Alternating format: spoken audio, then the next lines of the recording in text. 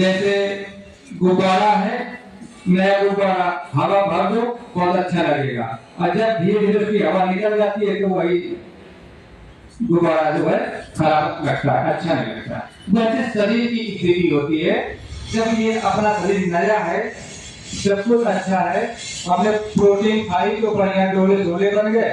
इसके बाद जब 25-30 साल की उम्र हुई तो फिर वही कहानी हो जाती है जैसे गुब्बारे से हवा निकाल दी जाए, है ना।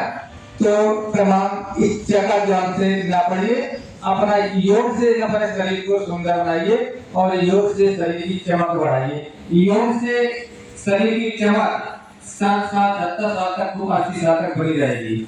और अगर जिम वाले हैं उनको आप कभी भी देखिए, उनका सब कुछ बेडौल हो जाता है। पहले तो सुडौल बनता है शुरुआत में, और बाद में बेडौल हो जाता है। तो चर्चा चलेगी कोलेस्ट्रॉल की। तो कोलेस्ट्रॉल क्या होता है? फैट। फैट को क्या कहते हैं? प्रोटीन। और इसका घटना बढ़ना ये अपने शरीर की गतिविधियों के हिसाब से होता है, कभी किसी घट जाता है, किसी का बढ़ जाता है। जब ज्यादा बढ़ जाता है कोलेस्ट्रॉल तो तमाम बीमारियां हो जाती हैं शरीर में। और कोलेस्ट्रॉल 2 प्रकार का होता है, ये आपका सामान्य ज्ञान भी है, जानकारी भी है और सामान्य ज्ञान भी है, जिसको कहते हैं जनरल नॉलेज। कोलेस्ट्रॉल कितने प्रकार का होता है? 2 प्रकार का। Number 1 HDL, number 2 LDL. Number 1 एक तरह का चैप्टर है, पार्ट है, इसको कंप्लीट करना है और स्वयं स्वस्थ रहोगे और दूसरों को स्वस्थ रहोगे। और कुछ एंजॉय कर रहे हैं, कुछ दांत बोल रहे हैं, वो अच्छी बात नहीं है। अगर पूछ लिया जाए अभी से तो अभी नहीं बता पाओगे। तो फैट कोलेस्ट्रॉल के कितने प्रकार हो गए? 2। Number 1 HDL, number 2 LDL. HDL का मतलब होता है हाई डेंसिटी लिपोप्रोटीन।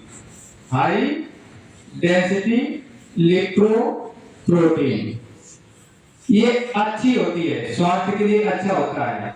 नाम तो है हाई, लेकिन अच्छा होता है। अगर जिसका एचडीएल बढ़ जाए तो समझो उसका शरीर बहुत बढ़िया है, सारे शरीर के अंग अच्छे काम करेंगे, स्वास्थ्य अच्छा रहेगा, कभी थकान नहीं लगेगी, कभी उलझने नहीं आएंगी। किसके बढ़ने से? एचडीएल बढ़ने से। क्या नाम हो गया? High density lipoprotein. दूसरा है एलडीएल। एल माने लो, डी माने डेंसिटी, डेंसिटी कहते हैं मापने को, और लिपोप्रोटीन नाम हो गया। लो डेंसिटी लिपोप्रोटीन अगर ये बढ़ गया तो फिर नुकसान है, ये खतरनाक होता है। कौन? एलडीएल। क्योंकि जब कभी जांच करवाई जाती है ब्लड में तो हम लोगों को पता नहीं होता है। अगर यहाँ पर आप आओ तो कुछ ना कुछ हर बार नया टॉपिक मिलेगा आपको।